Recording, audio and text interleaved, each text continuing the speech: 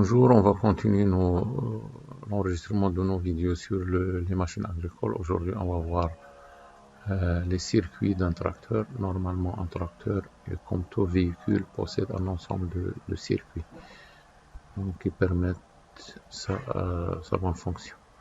Donc, parmi ces circuits, il y a le circuit de refroidissement, le circuit de dressage, le circuit d'alimentation, le circuit d'entrée d'air et sortie des gaz brûlés, le circuit de démarrage et le circuit hydraulique.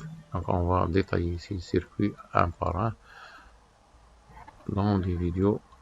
Donc nous avons ici le circuit de refroidissement.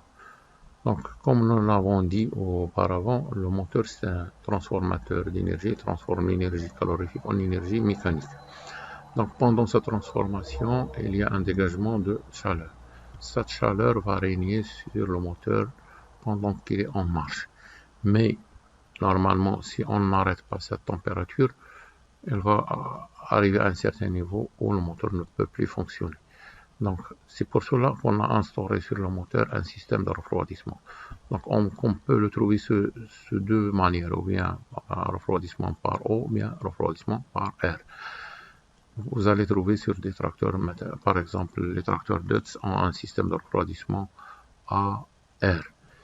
La plupart des tracteurs ont un système de refroidissement par eau.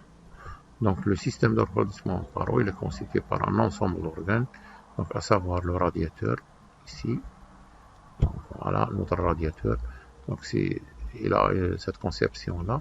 Donc il est formé par deux canaux. Donc le canal supérieur, c'est pour faire rentrer l'eau, et le canal inférieur, c'est pour faire sortir l'eau.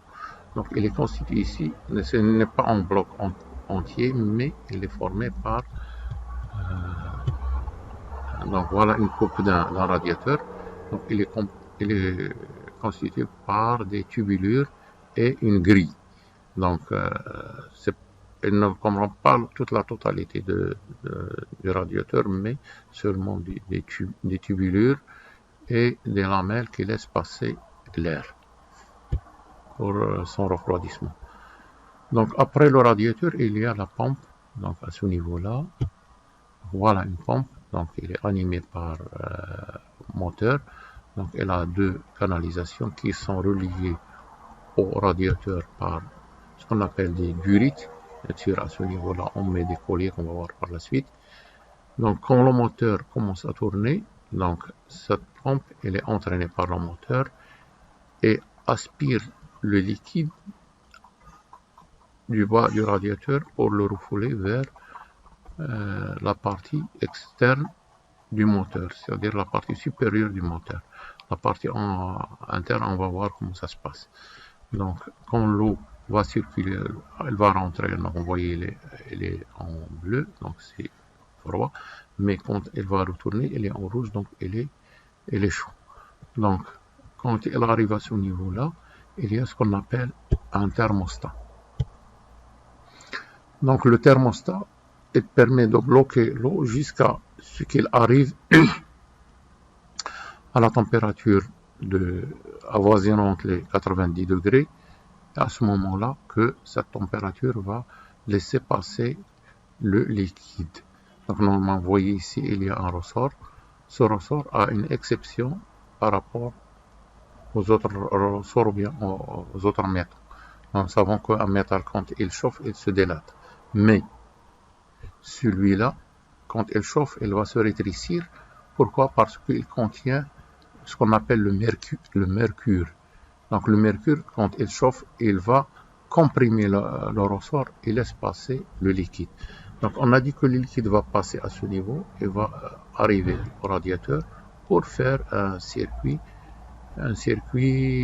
fermé. Donc, et pour augmenter le refroidissement, il y a ici on a intercalé entre le radiateur et le moteur un ventilateur, voilà, qui est entraîné par courroie ou bien électrique. Donc il possède un monocontact. Donc sur la majorité des tracteurs, on trouve des ventilateurs qui sont entraînés par courroie. Mais sur les voitures, on trouve des ventilateurs qui sont commandés électriquement, c'est-à-dire par un manche en contact. Donc ça, c'est le circuit de refroidissement. On a dit que l'eau arrive à ce niveau-là et par le biais de la pompe, elle est acheminée vers le moteur et va sortir par cette canalisation-là pour arriver au radiateur et ainsi de suite. Donc le circuit va continuer à circuler, à faire circuler l'eau pour garder la température de fonctionnement du moteur qu'on a dit de 90 degrés. Donc pour contrôler la température, nous avons sur le tableau de bord un indicateur de température. Donc vous voyez ici, il y a une aiguille et un cadran là. Donc normalement, toujours la partie rouge, c'est un peu dangereux. C'est un peu dangereuse et la partie verte, toujours, elle est normale. Donc voilà une photo qui illustre un système de refroidissement, je crois, d'une voiture. Donc voilà ici les durites, donc ils sont, voyez ici le collier, voilà le collier. Donc ça permet de serrer la durite sur la canalisation du radiateur pour éviter l'écoulement de l'eau. Il y a le ventilateur, donc il est entraîné par courroie. Et ça, ce sont d'autres organes. Donc sur ce, prend fin cette séance sur le circuit de refroidissement qu'on a dit qui est un circuit qui permet d'éliminer le surplus de température.